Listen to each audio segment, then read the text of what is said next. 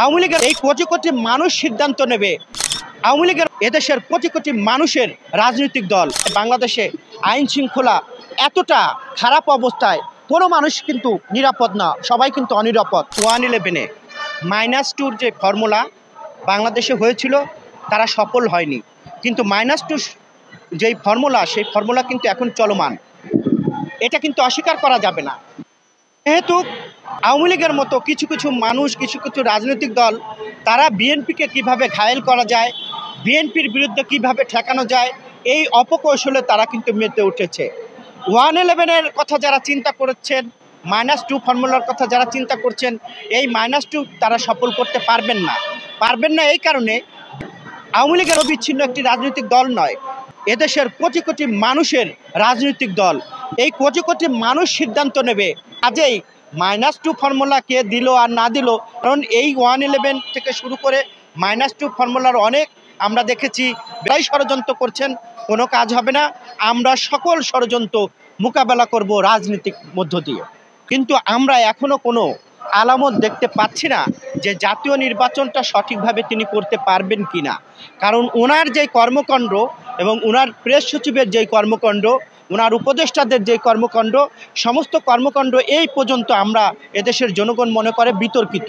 কাজেই ওনারা কিভাবে জাতীয় নির্বাচন করবেন আমি বুঝে উঠতে পারছি না। আপনি দেখেন যে সাম্প্রতিক সময় বাংলাদেশে আইন শৃঙ্খলা এতটা খারাপ অবস্থায় কোনো মানুষ কিন্তু নিরাপদ না, সবাই কিন্তু অনিরাপদ। কিন্তু আজকে যেখানেই যে কোনো ঘটনাই হচ্ছে তার জন্য দায়ী করা হচ্ছে বিএনপি। বিএনপি তো রাষ্ট্রীয় ক্ষমতায় না, বিএনপি তো আইন শৃঙ্খলা যে বাহিনী সেটা নিয়ন্ত্রণকারী না। ইতিমধ্যে আপনি যেটা বললেন যে অর্থনৈতিক অবস্থা কখন ঠিক থাকে, সাংবাদিকদের অধিকার কখন ঠিক থাকবে, গণমানুষের অধিকার কখন ঠিক থাকে, যারা ব্যবসা করে তাদের অধিকার কখন ঠিক থাকে, তখনই ঠিক থাকে সেই দেশে যদি রাজনৈতিক অবস্থা ঠিক থাকে, তাহলেই ঠিক থাকে। রাজনৈতিক অবস্থা কিন্তু বাংলাদেশের টালমাটাল। যদি জাতীয় নির্বাচন না দেওয়া হয় এবং নির্বাচনকে কালক্ষেপণ করা হয়, পিছিয়ে দেওয়া হয়, তাহলে অবশ্যই বহির্বিশ্বের যে বিনিয়োগকারী তারা বিনিয়োগ করবে না। অবশ্যই আপনার যেই অধিকার সেই অধিকার নিশ্চিত হবে না, অবশ্যই আমার যে অধিকার সেই অধিকার নিশ্চিত হবে না। কাজেই বাংলাদেশের সকল সমাধান একটা, সেটা হলো জাতীয় নির্বাচন যদি হয় তাহলে সেইটার মধ্য দিয়েই সমস্যার সমাধান হবে এবং তখনই অর্থনীতির চাকা ঘুরবে। তা না হলে অর্থনীতির চাকা বলেন, সাংবাদিকদের চাকা বলেন, কোনো চাকাই ঘুরবে না। এখন বাংলাদেশের প্রতিটি মানুষের একটা দাবি যে অনেক হয়েছে, আমরা আর এই কাদা ছুড়োছুড়ি করতে চাই না। তারা পিআর পদ্ধতির কথা বলে রাজনৈতিক অঙ্গনে ছেড়ে দিয়েছেন, বিতর্কিত করছেন। আমরা বলতে চাই পিআর পদ্ধতি যেই নির্বাচন, এই নির্বাচন বাংলাদেশের মানুষ মানে না। জাতীয় নির্বাচনের আগে স্থানীয় নির্বাচন বাংলাদেশের মানুষ মানে না।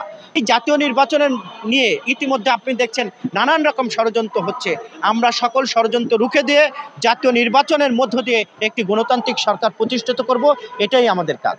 মনে করি না, আমরা মনে করি যে জাতীয় নির্বাচন হলে সমস্ত চ্যালেঞ্জই কেটে যাবে। এই কারণে বহির্বিশ্বে যারা ব্যবসায়ী আছে তারা এদেশে বিনিয়োগ করবে। ইতিমধ্যে বিভিন্ন দেশ কিন্তু এসেছেন, এদেশে সফর করেছেন। তারা একটা কথাই বলেছেন যে বাংলাদেশে যদি জাতীয় নির্বাচন সঠিকভাবে হয়ে যায় তাহলে আমরা সেই গণতান্ত্রিক সরকারের সঙ্গে বিনিয়োগ করব এবং অর্থনৈতিক চাকা ঘোরাবো। এই এখন একটাই সমাধান, জাতীয় নির্বাচন।